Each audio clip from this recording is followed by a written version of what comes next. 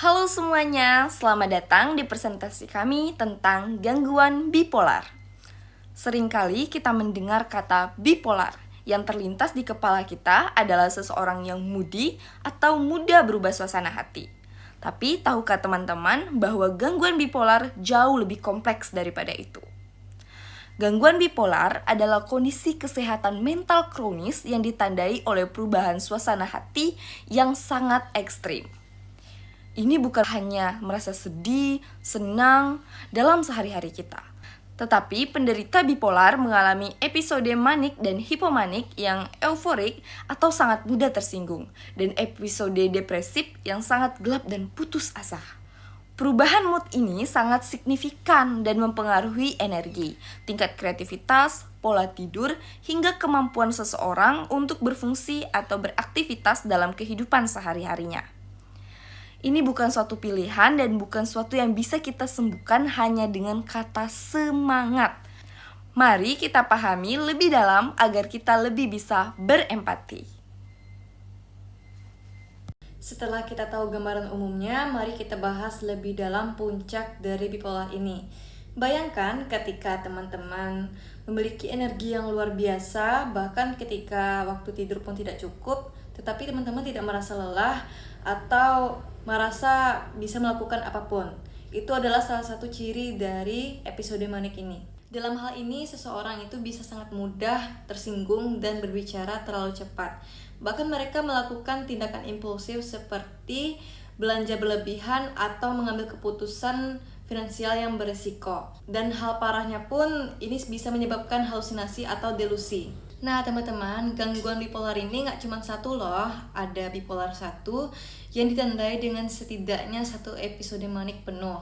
Lalu ada bipolar 2 di mana seseorang mengalami episode hipomanik dan episode depresif mayor. Terakhir, siklotimia adalah bentuk yang lebih ringan dengan fluktuasi mood yang tidak memenuhi kriteria episode penuh, tapi terjadi secara kronis. Baik teman-teman, sekarang kita akan lanjut ke materi selanjutnya, yaitu tentang episode depresif, dimana itu tuh bisa disebut sebagai lembah yang dalam. Nah, di fase ini penderita gangguan bipolar itu akan merasakan suasana hati yang berubah sangat drastis, dan dimana ia itu membayangkan seperti di dalam tempat yang sangat gelap dan sangat jauh atau sangat dalam. Nah, ada beberapa gejala yang biasanya muncul, antara lain yang pertama yaitu merasa sangat sedih atau kosong secara emosional. Yang kedua, kehilangan minat terhadap hal-hal dulu yang disukainya. Misalnya nih, dulu dia tuh suka banget olahraga kayak main basket atau main bulu tangkis gitu. Tapi ketika dia sedang berada dalam gangguan ini, maka dia itu sangat mengurangi minat terhadap hobinya tersebut. Padahal itu sebelumnya itu adalah hal-hal yang membuat dia senang. Yaitu selanjutnya juga ada perubahan pola makan atau tidur. Nah, ini tuh bisa jadi dia penderita bipolar ini bisa jadi saja dia tidur lebih banyak atau terlalu banyak, atau justru malah bisa jadi juga kebalikannya, yaitu bisa susah tidur atau mungkin dia mengalami gangguan tidur. Selanjutnya itu merasa sangat lelah meski dia tidak terlalu banyak aktivitas. Jadi kalau misalnya mungkin penderita bipolar ini dalam weekend atau dia tidak bekerja, tapi dia tuh merasa sangat kelelahan, padahal dia tidak melakukan aktivitas yang terlalu banyak atau terlalu berat. Selanjutnya itu bahkan penderita bipolar itu bisa saja muncul pikiran dari diri dia sendiri untuk menyakiti pada dirinya sendiri, atau bahkan sampai ironisnya ia bisa membayangkan bunuh diri. Oke, selanjutnya kita bakal bahas tentang penyebab seseorang mengalami gangguan bipolar. Nah, banyak banget yang bilang bahwa gangguan bipolar itu karena seseorang. Tapi ternyata perlu digarisbawahi bahwa bipolar itu tidak terjadi karena orang lain ataupun siapapun. Nah, ada juga yang bilang bahwa orang yang mengalami bipolar itu tuh karena dia itu kurang kuat iman, atau kurang bersyukur, atau malah dia itu memiliki pribadi yang lemah. Padahal ya guys, penyebab dari bipolar itu bersifat lebih kompleks dan bersifat medis. Jadi bukan karena siapapun. Sekarang kita akan lanjut. Ada beberapa faktor penyebab seseorang mengalami bipolar. Yang pertama yaitu faktor genetik. Nah, kalau misalnya nih seorang yang menderita ini di dalam keluarganya memiliki riwayat bipolar, maka kemungkinan seseorang ini bisa mengalami hal yang sama dan bisa juga lebih besar lagi dari keluarganya. Yang kedua yaitu struktur otak. Nah, ada ketidakseimbangan zat kimia otak seperti serotonin atau dopamin. Nah, yang dimana itu tuh mempengaruhi suasana hati penderita. Yang ketiga yaitu pemicu lingkungan. Misalnya, kalau misalnya dia mengalami stres berat, trauma masa lalu, atau kebiasaan tidur yang berantakan, itu bisa memicu episode bipolar lebih rentan muncul.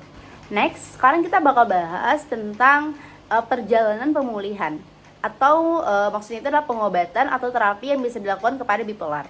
Nah, teman-teman, ternyata kabar baiknya gangguan bipolar ini tuh bisa dikelola dan orang yang mengalami itu tetap bisa beraktivitas atau bisa menjalani hidup yang produktif. Jadi belum tentu orang yang bipolar itu dia benar-benar mengurung diri, dia tidak bisa bersosialisasi, tidak. Tapi ternyata orang yang bipolar itu tetap bisa masih produktif, tetap bisa menjalani kehidupan dia dengan baik.